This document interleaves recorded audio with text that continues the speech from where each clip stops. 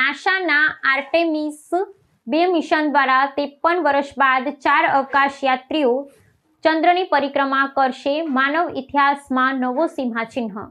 અમેરિકાની અંતરિક્ષ સંશોધન સંસ્થા નાસા દ્વારા આશરે 53 વર્ષના લાંબા વિરામ બાદ 4 અવકાશ યાત્રીઓને ચંદ્રની યાત્રા પર મોકલવાની ઐતિહાસિક જાહેરાત કરવામાં આવી છે. આર્ટેમિસ 2 અભિયાન હેઠળ માનવ સહિતનું યાન ચંદ્રની પરિક્રમા કરી પૃથ્વી પર સુરક્ષિત પરત ફરશે, જે અંતરિક્ષ વિજ્ઞાનના ક્ષેત્રમાં એક નવો અધ્યાય આલેખશે.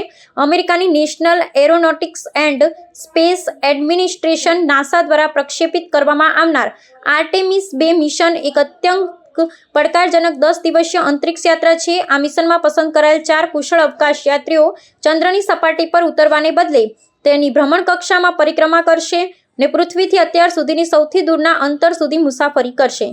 વર્ષ 1972માં એપોલો મિશનની પૂર્ણાહુતિ બાદ આ પ્રથમ અવસર છે જ્યારે માનવીની પૃથ્વીની નીચલી ભ્રમણકક્ષા છોડીને ચંદ્ર તરફ પ્રયાણ કરી રહ્યા છે. આ અભિયાનનું વ્યૂહાત્મક મહત્વ વિશ્લેષિત કરતા વિજ્ઞાનીઓ જણાવે છે કે તે ભવિષ્યમાં ચંદ્ર પર માનવીના કાયમી વસવાટ માટેની પાયાની તૈયારી સમાન છે.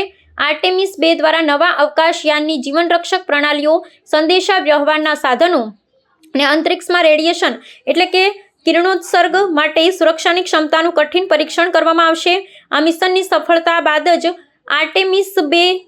આર્ટેમિસ 3 મિશન દ્વારા પ્રથમ વખત કોઈ મહિલા અને અશ્વેત અવકાશયાત્રીને ચંદ્રની સપાટી પર ઉતરવાનું લક્ષ્ય રાખવામાં આવ્યું છે, જે મંગળ ગ્રહ પર જવાની માનવીની મહત્વાકાંક્ષા માટે માર્ગ મોકળો કરશે.